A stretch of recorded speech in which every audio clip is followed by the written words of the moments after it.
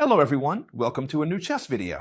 Let me introduce you to the Dutch defense, this formidable defense that you can see right now on the board. It's so simple and so effective that I'm absolutely sure that once you finish watching this video, most of you will start playing this defense in all your games. When can we use the Dutch defense? When your opponent plays the queen's pawn, okay? We're going to play the Dutch defense when our opponent plays d4. The Dutch defense is this move right here, f5, and it hides some plans that are going to blow your mind. The most common move order for white is to play c4 first. What's really great about this defense is that it doesn't matter much what our opponent does, because we're always going to do the same thing, just the way we like it. Our second move, let's remember it well, will be e6. At this point, we can already see that our attack is going to head to this side. You always have to learn to read and communicate with your pawns. Wherever your pawn chain is pointing, that's where your attack is going to go. Here, white has several possible moves. Among the most common are knight to c3, developing one knight, or knight to f3, developing the other knight. These are the two most commonly used, but it doesn't matter to us because we're going to play knight to f6. And now, when they play knight to c3, which we were expecting, we'll make this move that you need to remember. When they play knight to c3, we'll come in with bishop to b4, a very important move. Why is this move so important? You're about to see why. Here, white has a lot of options. A terrible move would be to try to chase away this bishop from here, because what we want is to trade this bishop. For this knight, we want to do it no matter what. So if they play a 3, they're letting us capture and gain a tempo. A much better move would be e3, for example, right? Keeping the center solid so you can also develop the bishop. But no matter if they play e3, what do we want to do? Trade this bishop for the knight. I'm sure a lot of you are thinking, come on, chess teacher, how can it be that on the fourth move, you're already giving your opponent the bishop pair for nothing? Well, this is very important because if you're watching this video, you're going to understand it. What we want to do in the Dutch defense is fight for this square here, which is called the e4 square. Why is the square so important? Because it's going to let us control the whole game. So if we know we want to control e4, we've just eliminated one of its defenders directly, because this knight was defending it perfectly. And besides, this is a light square, right? So our dark squared bishop could never defend this square. We've traded a bishop that would never fight for this square for a knight that's the perfect defender of it. And now you'll see why it's so important to control the e4 point. Alright, if you've understood the logic here of this position, you'll know that we need to control this square. For example, after castling, they might play bishop to e2 or, a bit more precisely, bishop to d3. Why? You already know. So, following our plan, let's think for a moment. This bishop can't get out this way because there's a big pawn barrier. So I'm going to develop it via the b7 square. And where does it point from the b7 square? Exactly, to the spot we want to control. And not only that, it also points directly at the opponent's castled king. So what are we going to do here? Bishop to b7. As you can see, if you understand the ideas behind this defense, you'll be clearly superior to your opponents. That's why my goal in this video is for you to fully understand these ideas. And you'll see, because we have a lot of little tricks that white can fall for. There are tons of them. Now, a serious question. What could white's pieces do? As you can see, they have a hard time developing. They love to break with e4 to free their bishop, but breaking with e4 isn't possible. Why? Because we've done a great job controlling that central square. So they can't break through. This bishop can't get out this way. If they want, they can try to develop it via a3, but that's not a good move because we simply block it with d6, and they're actually helping us. Now this bishop does absolutely nothing, and they've helped us leave a free square to develop our knight without wasting time. So if they play bishop to a3, either now or later, just remember that we're going to play d6. Why? To cut off the bishop's diagonal. It's that simple. Why is bishop to a3 usually not the best plan? Because here, an interesting plan that white has is to launch the a pawn in an attack. Honestly, it doesn't really matter what they do to us.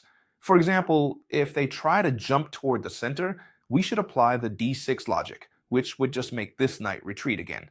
So as you can see, white doesn't have many moves to make. All right, so here we can't waste any more time. We have to act quickly. And what is the move we need to make quickly? Knight to e4. We've done it. We've placed this beast of a piece on one of the best squares, if not the very best square on the board. Not only does it attack the pawn on c3, but it also controls some super important squares. We've placed the knight, as Nimzowitsch used to say, on an advanced post. And if the game, all right, here we're attacking the c3 square. White has several options here. The first thing they could do is defend the pawn, but now let's see what would happen if they do that. You have to be very careful. Remember this well, okay, friends? Remember this one. Be very careful if they play knight to d2. They're pulling back the knight, but more importantly, they're offering us that pawn as a gift. Should you take it? No, and I'll explain why. If we take this pawn, which at first glance looks free, they simply play queen to c2, and where do we move this knight? Well, the only square it has is to retreat to e4, so they could trade it off, and as you can see, white has gotten the pawn back, ends up with a better center, attacks us really strongly, also attacks us over here, and most importantly, we've lost all our attack and our knight. That's why we don't want to, and this is very important. If they play knight to d2, sorry, this missing pawn, if they play knight to d2, we don't want to take here. But don't worry, because we have an excellent move, queen to h4, and now the problems start for white. As you can see, all our pieces are aiming at the king side, including the rook, which can join the attack here.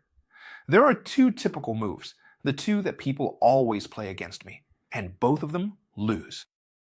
All right, the most typical response, the one they're almost always going to play against us, is g3.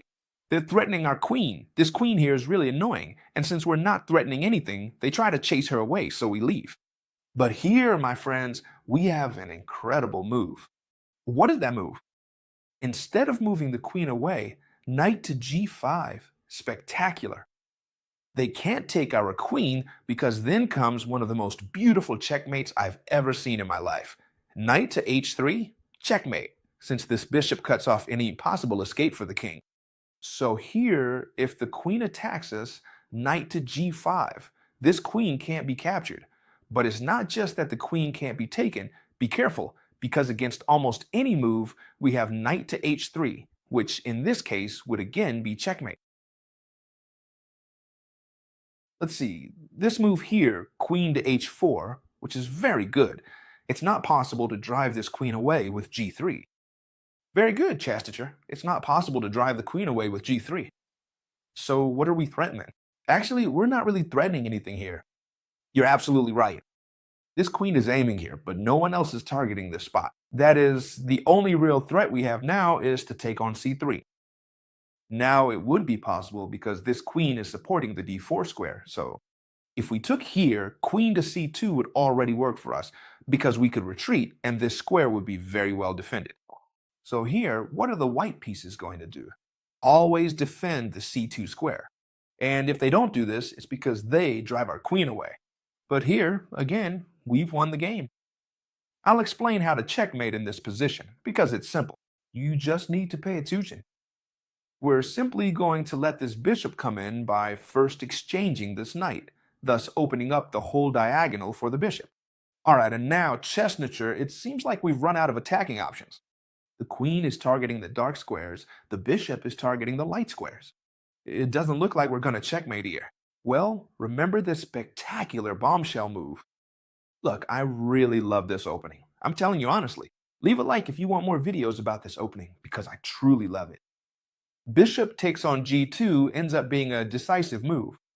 If they don't accept the sacrifice and decide to move the rook, they're going to have a really hard time, because we'll simply place the bishop here and end up checkmating. So this sacrifice must be accepted. Once this sacrifice is accepted, there's no way to escape. Our plan? Place the queen on f3. Right? Place the queen on f3. Well, it's very simple. First, we give a check, and now when the king moves, he can't go here because that's check. He has to go to h1 no matter what. Then we place the queen on f3, and it's even with check. As you can see, we have the queen cutting off the king, and now all we have to do is bring in the rook. That's all we have, a queen and a rook, and that's going to be enough to deliver checkmate. What can white try here as a last resort? Well, move the rook somewhere to try to escape this way, because otherwise rook to g6 would be checkmate. But don't worry, because we're going to deliver it just the same. Remember this, if they've moved the rook to escape on this side, we're going to stay consistent. Do we want them to escape? No. So if this queen switches sides, and now the diagonal we're controlling is this one. So what are we threatening? Rook to g6 followed by queen to g2, checkmate. The only way they can try to hold on, as you can see I'm explaining all the possible defenses, so that no matter what they do, you can checkmate them. The only thing they can try is king to h1. That way, if we now put the rook here, they could play rook to g1 to defend against everything. But that's just wishful thinking. We're going to force the king to move back here, and how we're going to do it? With rook to h6. As you can see, we're threatening mate in 1. Is there any piece that can come to defend? No. The only conceivable way the king can truly attempt to escape this predicament is by making this specific move right here. But now, since we have the formidable queen's barrier firmly in place, rook to g6 check, the king absolutely has to come to this precise square. It's the only available move. And then, queen to g2 is an undeniable checkmate. The whole bunker to place our knight on e4, as we were explaining. We just saw that knight to d2 was a dangerous, double-edged move, but if we know it, we'll end up delivering checkmate. Be careful. If you hadn't seen this video, you probably would have captured this pawn here for sure. But okay, knight to d2 might not be the most popular move, especially if the playing level isn't very high, right? What's the most popular move? If we attack a pawn, defend it. So they're defending the c3 pawn, and now they're attacking this knight with several pieces. They're putting a lot of pressure on the e4 square. Alright, here comes one of my favorite opening tricks. It's a trick that everyone falls for. We're going to play knight to c6. It's a super important move. Why? Because they're threatening to push this pawn forward a lot, which could have serious consequences, since they could start attacking us a lot on this flank. Knight to c6, the first thing it does is stop this possible pawn advance, because we would simply capture it. Alright, but what happens with knight to c6? It stops defending the most important part of the position. So here, the players with the white pieces start rubbing their hands together like this.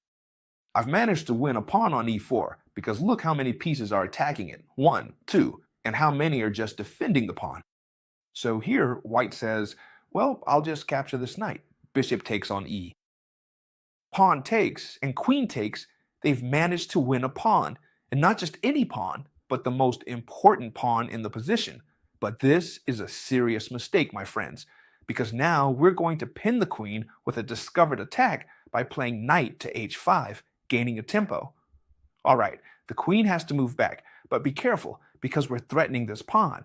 So the queen has to come to d3. And the game. And the game is won in the following way. A brutal rook sacrifice. The knight falls and everything. Rook takes on f3.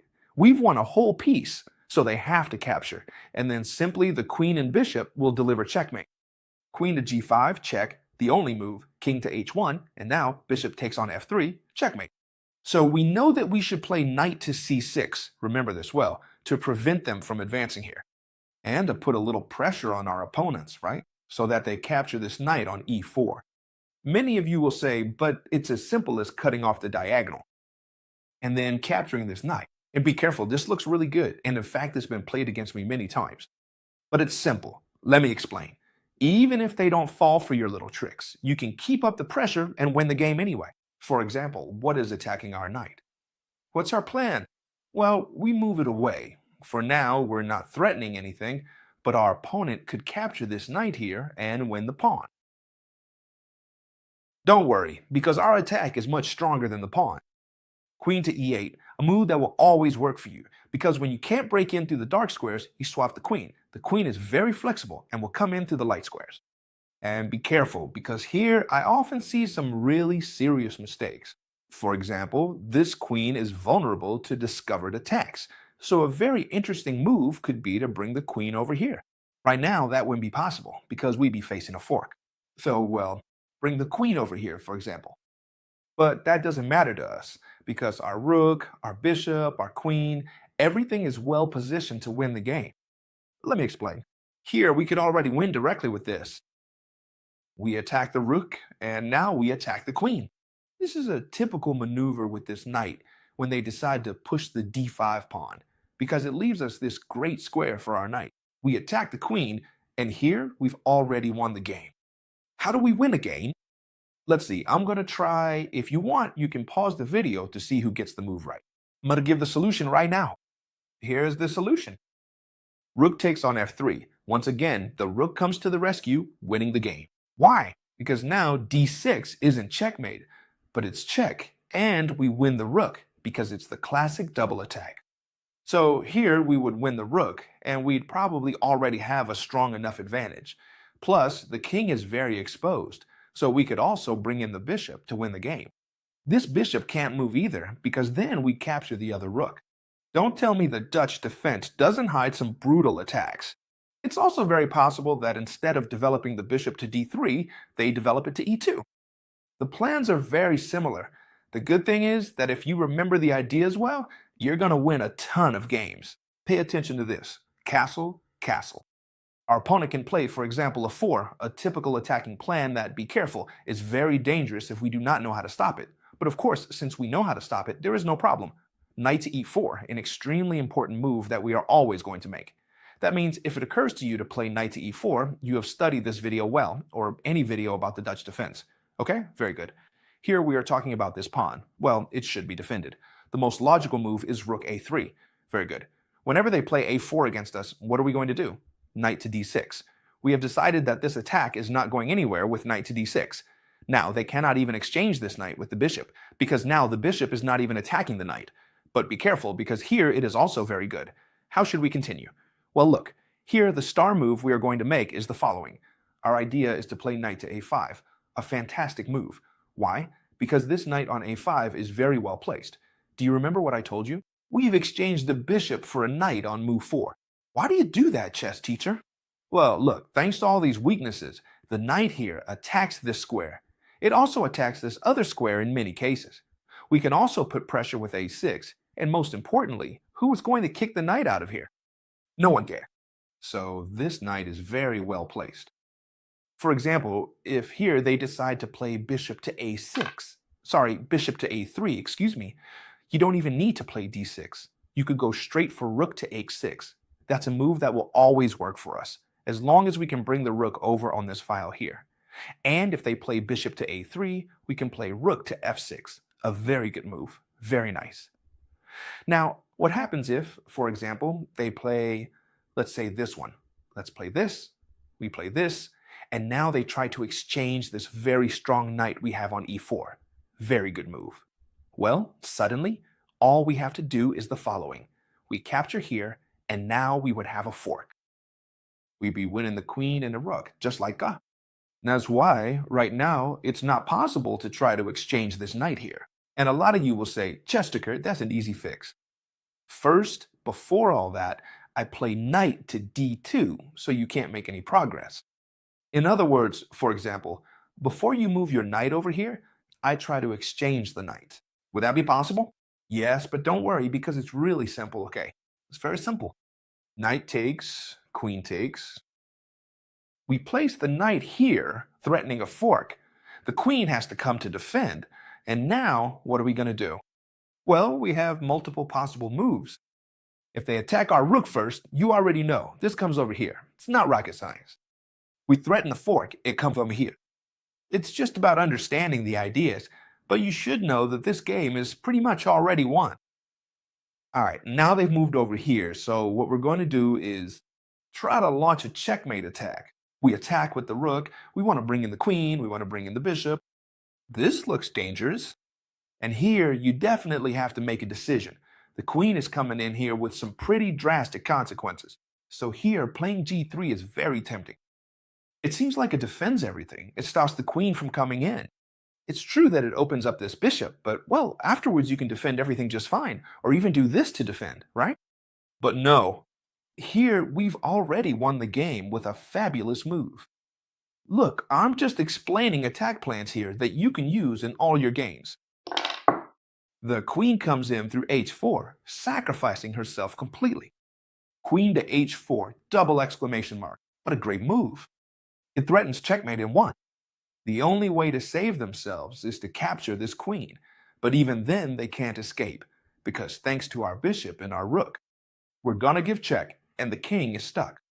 Thanks to our bishop, they could simply block with their bishop, but then we have rook takes bishop, checkmate on the next move. All right, and now comes the best part of all. Do you remember what I told you? We're looking to trade, this is the foundation, this bishop for this knight. Why? To wreck their pawn structure and to control e4. But a lot of times they don't let us destroy this pawn structure, and for example, they defend the knight. Queen to b3 is a move I see in a lot of games. And I love when they play it against me. I really do. It defends the knight and attacks the bishop. There's one thing you need to know here. Do we want to trade this bishop for this knight? Yes. But for now, we're going to try to delay it as long as we can. For example, at this moment when they're threatening us, we're going to play a 5. And here, look, I've always played this, and they've always replied with a 3 to kick out this bishop and basically say, from now on, either you leave or you trade, right? Or not, right? Because we have a really great move, and I always play it really fast, so they think I just blundered the bishop. 5, sorry, 4 threatens the cleat. That's not possible. Pawn takes, because we would capture the queen right. But of course, here white thinks, well, I'll just capture it with a queen, and nothing at all has happened here. I've got an extra bishop, and the game is practically won for me. But no, what we've actually done is trap their queen. Incredible, and I've done it many times. Knight to c6. We've managed to trap the opponent's queen. It only has 2 squares to go to. If the queen goes to b5, simply rook to a5, and the queen has no escape. If the queen goes to c5, it's exactly the same, but first we need to play the subtle b6 to force the queen onto that square. And now, yes, rook to a5 would win the queen. If they develop this knight first, you develop this one to wait for them to develop the other. But if they play knight to c3 first, you can go straight in with the bishop. There's no problem at all. You've already seen that queen to b3 doesn't scare us at all. On the contrary, we love it because we have this plan to trap the queen. But what happens if queen to c2? Because here it defends the knight very well. Should we capture it? Well, not for now. Our idea is to capture it, yes, but only when we're forced to. Because that way, our opponents lose a tempo. For example, we can keep developing. Knight to f3, knight to f6 for us. Our opponent can play knight to f3, we castle, and they can play, for example, if they play a3 here, then we would capture, right? They can recapture with the queen, which is why they placed it there. And for example, I can play b6, a very important move to control the key diagonal, and especially the equilibrium point. At this point, it's not a bad idea to play bishop to g5. We just need to be consistent. What are we going to do? Well, we're going to play d6 to defend it with the other knight, and in the future, move the queen, for example, to e8 so we can come through here. At that point, we can already jump with this knight over here, and the other one will be replaced over here. For example, let me explain it to you very simply. e3, we play knight b d7, bishop e2, and we can already play queen e8 directly. Or maybe it's better to first place the bishop properly.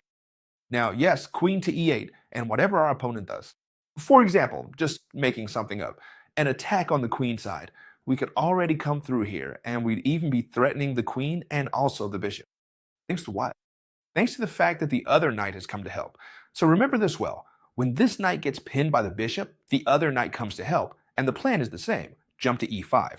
But be careful, move the queen first so we don't leave it hanging. And now comes the most fun part of the video, so pay attention to the next moves. So you can see that what I'm telling you is true, and that no matter what they play, we can carry out our plans. I will show you this game really quickly, where white played knight to c3, black immediately went for the pin, and white played bishop to d2, a move we haven't even covered in the video. Doesn't that bother you? No, because we know the plans inside out. Bishop 6 to control this square. The game continued with knight f3, bishop e7, as you can see, the usual stuff. e3, knight f6. Black is preparing really well. Do we take here? No, not yet, because we're not being post-op. So what do whites do? Sorry, what do black do? Well, they keep developing their pieces. Here, white has once again been persistent, and instead of threatening, they've just castled. No problem. d6, and from here on, as far as you want, I'll play the knight around here. And in the game, they played a3. A 3, a logical move that has to come sooner or later. They force us, to capture this knight here. After bishop takes, we've recaptured this knight. Now, this knight on e4 really is the boss of the position. We're threatening to win this bishop no matter where it goes. The only possible move is e1, which is actually a good move because it defends everything. That's what the white thesis did. And now, simply knight to d7. As you can see, the plans are similar. Knight to d2. Now, when the knight moves away, it gives us a clear path for the queen, and notice how this player with the black pieces finished it off so well. Question, if they capture this knight, with what do we recapture it? With the bishop or with the pawn? Well, here the most natural move would be to recapture with the bishop, but the best move would be to recapture with the pawn. If we recapture with the bishop, it's true we don't double our pawns, which would be the most natural, and we also don't block it like we do this way, but this pawn right now acts as a powerful blockade. In fact, we're threatening to bring the rook over here. Even bring the other one, bring the knight, and deliver checkmate. So it seems like the only way they have to free themselves is f3, but that would not be possible because the queen would come in with check. So how did white try to hold on in this position? Well, they defended this pawn to try to play f3, which is a very good idea. So what do black do? Rook to f6, a move that, as you can see, would occur to any of you if you studied this video well. Now, and simply what the black pieces did was exchange. This pawn here now exchange the bishop, as you can see, and simply bring the other rook over. So I double the rooks, and the opponent is far from bringing their other rook over to defend. All right, so now we're threatening to win a rook, right? Rook takes rook, queen takes rook. It could even be rook takes queen. Remember, this pawn is pinned, so white captured here. Knight takes to bring the knight into the attack, both on the e4 square and the g4 square. And here, white simply made another mistake. Throughout the game, they keep making tiny mistakes. And honestly, you have to be an extremely strong player not to make them. It's very difficult to play with the white pieces against this defense. e4 to make a discovered attack, but the queen simply moves away. And now this pawn is captured, since it's being attacked by two pieces. White played rook to f1, but this already seals the game, because after rook takes rook, king takes rook, comes queen to f6 check. And when the king moves, queen takes pawn. And as you can see, it's check. And not only is it check, but now we're also going to capture this bishop here. Obviously, white resigned here. As you can see, white didn't do what I explained, but the plans are always the same.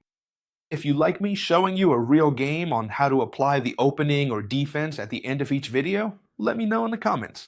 I like to do whatever you all enjoy the most, to watch. So make sure to save this video to study it as many times as you need. Some people will have it down after 2 times. Others might need 7 or 8. It's all good. The video will always be there for free whenever you want to watch it, so save it well. I hope you loved it, and as always, I'll see you tomorrow in the next video, friends. Goodbye.